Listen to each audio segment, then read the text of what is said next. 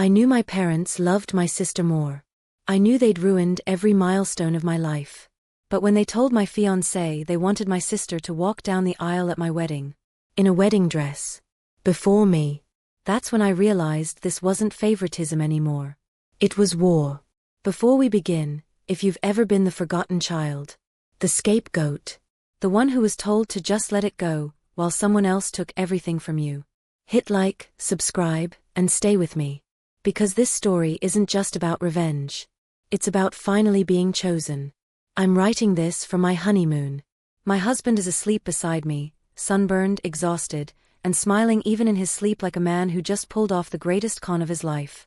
The ocean outside our balcony is loud tonight, waves crashing in that steady, reassuring rhythm, like punctuation marks at the end of a sentence I've waited my whole life to finish. This is the first time I've ever felt done. Done explaining. Done justifying. Done hoping my parents would suddenly wake up and love me the way they loved my sister. And that's why I'm finally telling this story. Because for once, they didn't win. I grew up knowing, not suspecting, not imagining, not exaggerating, that my parents loved my sister more. They didn't try to hide it. They didn't soften it. They didn't even deny it convincingly. They just lived it. If my sister accused me of something, I was guilty. If I accused her, I was dramatic. If there was proof, actual proof, they'd sigh, roll their eyes, and say something like, "Well, she didn't mean it like that." Or, "You must have provoked her." Punishments were never equal. Rules were never equal. Love was never equal. Even my birthdays weren't mine. My cake had to be the flavor she liked. My parties were where she wanted to go.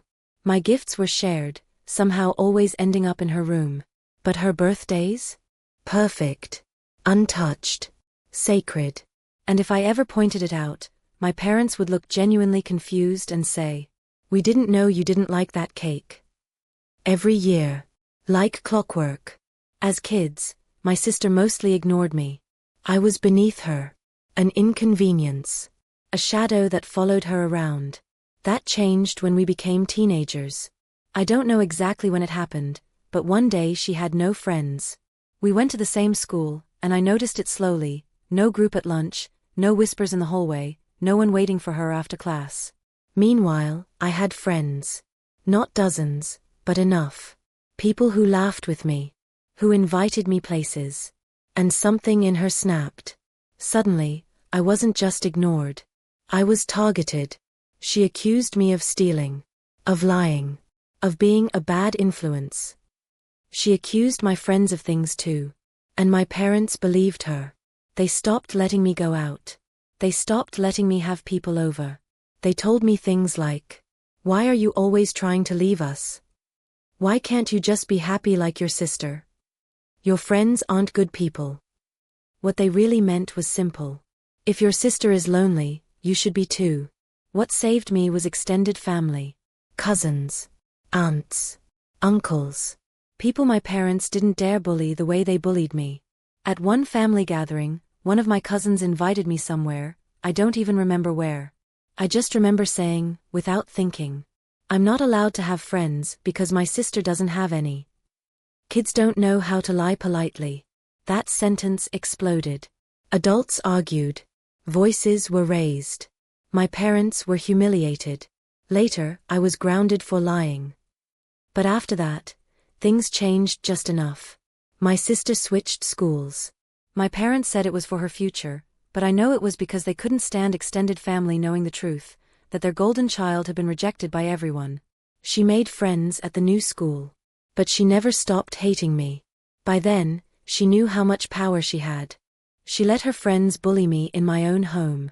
My parents called it teasing. I stopped inviting anyone over. My sister accused my friends of stealing things. My parents believed her. So I stayed quiet. I stayed invisible. Except for my cousins. They were my lifeline. Then I got my first boyfriend. I didn't want to bring him home. I begged not to. My parents insisted. At one point during the visit, he found me pale and shaken, and said, "Your sister just tried to flirt with me." She'd worn something skimpy. Batted her eyelashes. Told him how awful I was. How much better she was. He ran away from her. She ran to my parents and told them he tried to flirt with her. Guess who they believed? They banned me from seeing him, called him disgusting, called me irresponsible. And here's the ugly truth I'm not proud of. I believed him immediately. Not because I trusted men, but because I knew my sister. She didn't know how to charm.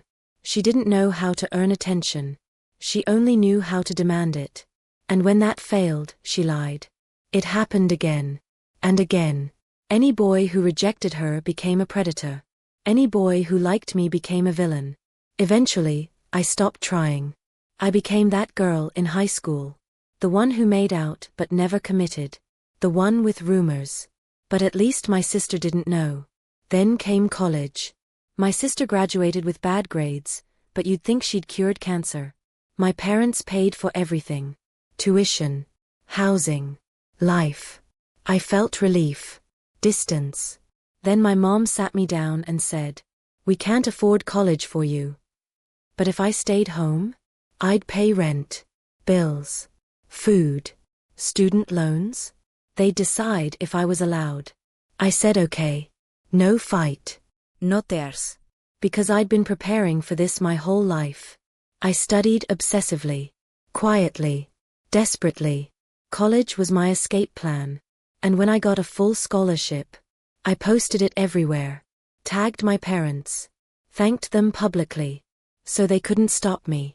College saved my life. And that's where I met my husband. The man who doesn't swallow injustice. The man who claps back. The man who plans. The man who, when he met my parents, came home grinning and said, "Babe, they just gave us the greatest revenge opportunity of our lives." And that's when he told me what they'd asked for. What they'd demanded. What they wanted instead of paying for my wedding.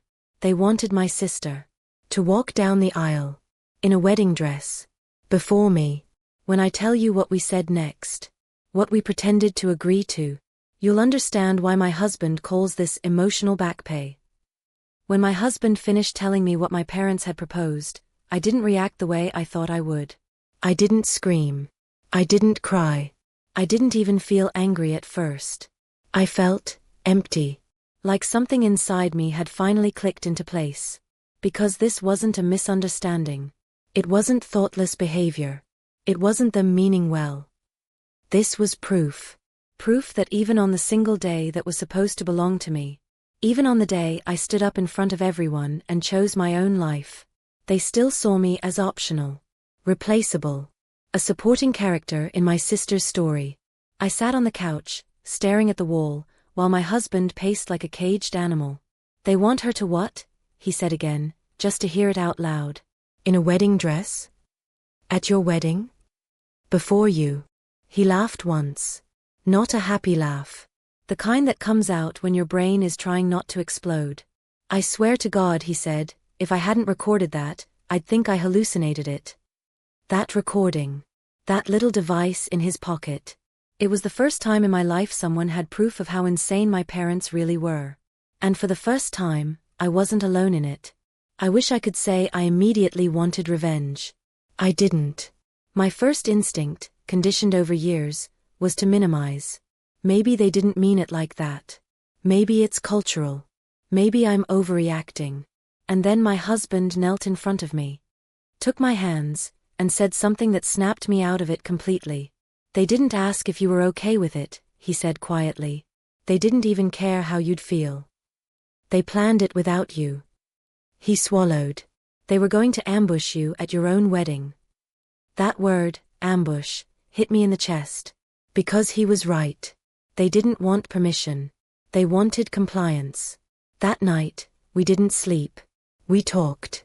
About everything. Every childhood memory I'd brushed off. Every unfair punishment. Every time I'd been called dramatic or difficult or ungrateful. My husband listened. Really listened. And when I finished, he leaned back and said, "Okay, then let's do this right." At first, our ideas were wild. Petty. Chaotic. Illegal. Wrong venue addresses. Fake officiants. Public humiliation speeches. Every plan got more extreme as the night went on, fueled by caffeine and rage. And honestly, it felt amazing. For once, I wasn't swallowing it. I wasn't forgiving. I wasn't being the bigger person. I was plotting. But then we called my brother-in-law. He's the calm one, the logical one, the voice of reason. He listened to everything, sighed deeply, and said, "I support you emotionally, but half of this will get you sued." So we refined, trimmed the chaos, kept the cruelty, removed the legal risk, and eventually, we landed on something perfect, elegant, devastating, undeniable. We would let them believe they'd won. My husband went back to my parents alone. He told them he'd talked to me, that I wouldn't be happy, that I hated the idea, that I might cause a scene. But, and this was the genius part, he said he didn't see the issue, that he wanted to keep the family together, that he was willing to help. My parents were stunned. My sister? She literally jumped with excitement. Like a child who'd just been promised a toy. He added one more condition. They'd help pay for the wedding.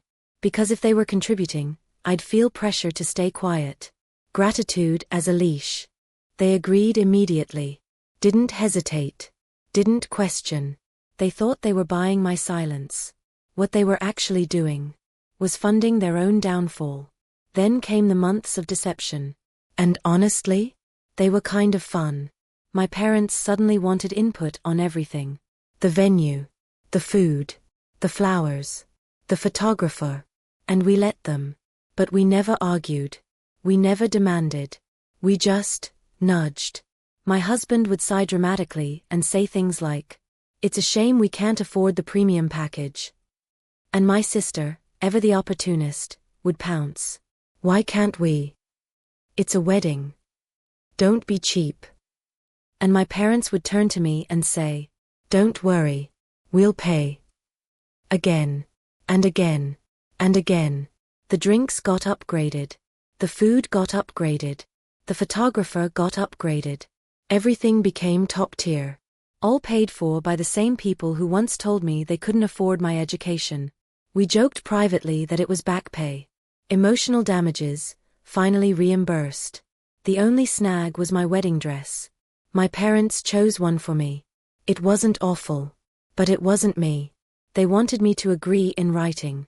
Proof. We hadn't planned for that. So I refused. Politely. Firmly. And my husband told them he'd handle it. That's when my sister suggested sabotaging my dress. Destroying it so I'd be forced to wear the other one. My husband pretended to consider it. And later showed them scraps of fabric, claiming he'd ruined it. I'll never forget the way my stomach turned when he told me that. Not because of the lie. But because my sister had genuinely suggested it. With excitement. Throughout all of this, one rule stayed firm. Nothing in writing. My husband told them I was paranoid. Controlling. Jealous. That I checked his phone. That I monitored his messages. And they believed it. So every conversation about my sister walking down the aisle happened in person. No texts. No emails. No proof. They thought they were being clever. They had no idea how badly they were setting themselves up. As the wedding got closer, my nerves did too. Some nights I couldn't sleep. I worried they'd back out. That they'd sense something was wrong. That I'd crumble and forgive them anyway. Old habits die hard. But every time I doubted myself, my husband reminded me. They made this choice. They planned this. They deserve the consequences. And slowly, for the first time in my life, I believed him. The final plan was simple. My sister would arrive late. In her wedding dress. Right as the ceremony began. She'd walk first. I'd be trapped. Except, she wouldn't make it past the door.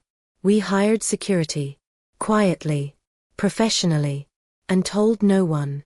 The night before the wedding, I stared at my reflection. I didn't feel excited. I felt steady. Like a storm that had finally decided where to land. And as I closed my eyes, one thought echoed louder than anything else. Tomorrow, they won't get away with it. They thought the trap was set. They thought the stage was theirs. They had no idea what waited at the door. The morning of my wedding was eerily calm. No chaos. No screaming relatives. No last-minute disasters. Just sunlight spilling through the hotel curtains, the quiet hum of anticipation, and my husband sitting on the edge of the bed tying his shoes like this was any other important day, focused, controlled, unreadable. If I hadn't known what was coming, I might have believed this was normal. But my body knew. My hands trembled while my bridesmaids did my makeup. My stomach felt hollow, like it was bracing for impact. Every laugh felt slightly delayed, slightly forced. This wasn't nerves. This was the feeling you get right before something long overdue finally happens. By mid-afternoon, guests began arriving. From a distance, I watched my parents. My mother fussed over details like she was hosting the event of the century. My father walked around with his chest puffed out, greeting relatives proudly. They looked happy. My sister wasn't there yet. That was by design. The security arrived quietly. At first, he looked like part of the staff, clipboard in hand, checking names casually. No one paid him much attention. And then, once my parents were seated, the Real Guard stepped into place. Big, solid, unmovable. We tipped him in advance. Very generously. Everything was unfolding exactly as planned. The guests were seated. The music cued. My bridesmaids lined up. My father stood at the entrance, waiting for her. Then his phone rang. I saw his face change. That sharp flicker of confusion. Then panic. He glanced behind him, scanning for someone who wasn't there. And that's when the doors opened. And I stepped inside. The music started. Gasps rippled through the room. My father froze. His eyes widened, not with joy, not with pride, but with shock. He looked over my shoulder again. Then again. Like he expected my sister to materialize behind me at any second. His phone buzzed. He looked at it. Her name. And then, without a word, he walked away. Left me standing there. Alone. For half a second, the room didn't breathe. Then whispers exploded. What's happening? Is this part of it? Why did he leave? My heart cracked. I knew this was part of the plan. I knew it was coming. And still, it hurt. Some wounds don't close just because you expect them. A friend, one of the few who knew everything, spoke loudly from her seat. What did he mean it wasn't supposed to be you? Every head turned. I swallowed hard. He said, my voice shook perfectly, he said it wasn't supposed to be me walking in. A collective what the hell rippled through the crowd. My friend stood up. I'll check, she said loudly, and rushed out. At that exact moment, my husband's father moved. He hurried down the aisle and took my arm. Firm. Supportive. Certain. That single gesture nearly broke me. I wasn't alone anymore. I walked. Each step felt heavy and light all at once. Heavy with years of neglect. Light with the knowledge that something irreversible had just begun.